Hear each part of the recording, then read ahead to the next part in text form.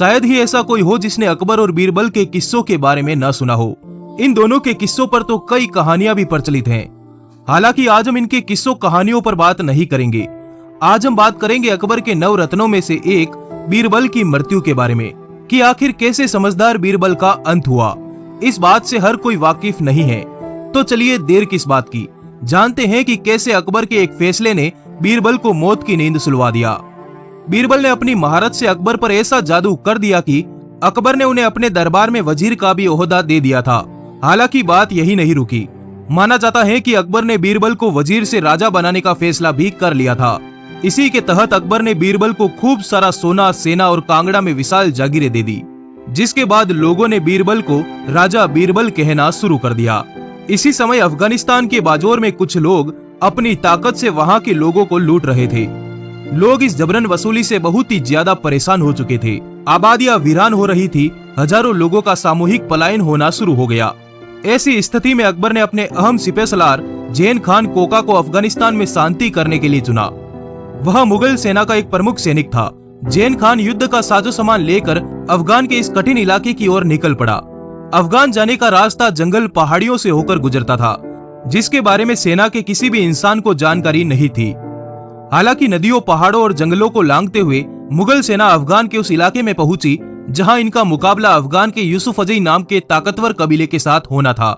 ऐसा कहा जाता है कि जब अफगानों के साथ युद्ध होता था तो वो बड़ी बहादुरी के साथ लड़ते थे। इनके लिए पहाड़ों पर चढ़ना दाएं हाथ का खेल होता था। वह लोग पेड़ों पर चढ़ने में भी माहिर थे, मगर मुगल सेना इन सब बातों से अनजान थी। हालांकि फिर भी उन्होंने जंग शुरू की।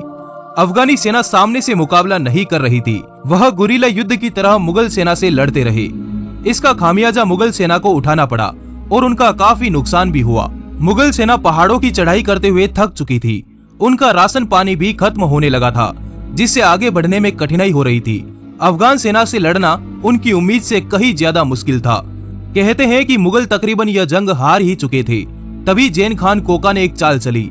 धारणाओं की माने तो जैन खान ने अकबर को एक झूठी चिट्ठी लिखी।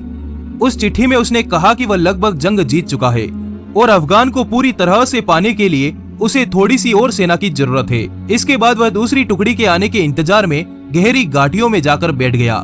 जब जैन खान का पैगाम आया तो अकबर ने इस बात पर गौर किया कि आखिर किस फौज को भेजा जाए जो जैन खान के साथ जीत का परचम लहराए।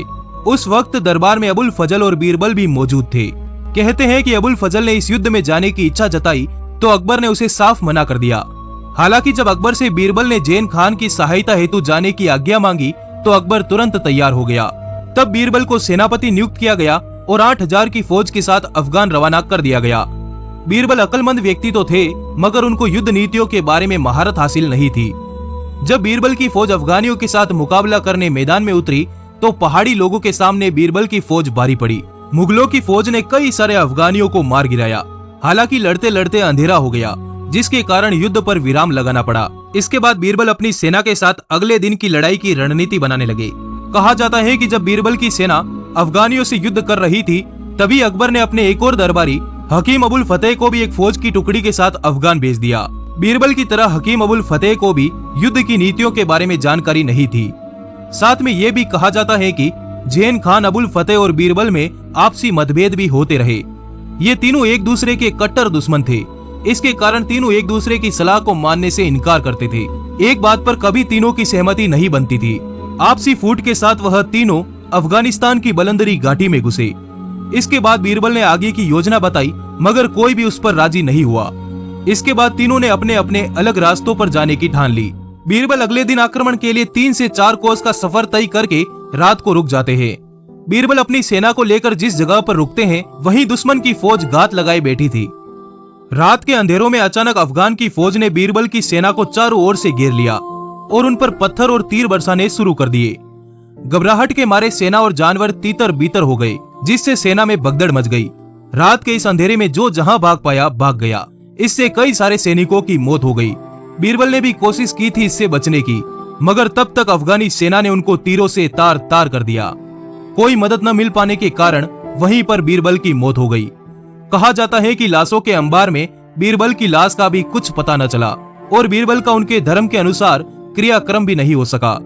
अकबर को बीरबल की मौत से बहुत बड़ा झटका लगा। हर कोई हैरान था यह जानकर कि बीरबल जैसा कोई विद्वान ऐसे कैसे मारा गया। इसके साथ ही एक महान बीरबल का अंत हो गया। बीरबल की मौत इस प्रकार होगी ऐसा किसी ने नहीं सोचा था। हालांकि किस्मत के आगे किसी की नहीं चलती। दोस्तों, इस वीडियो को लाइक जरूर करें। आपका आभार, धन्यवाद, जुड़े रहिए।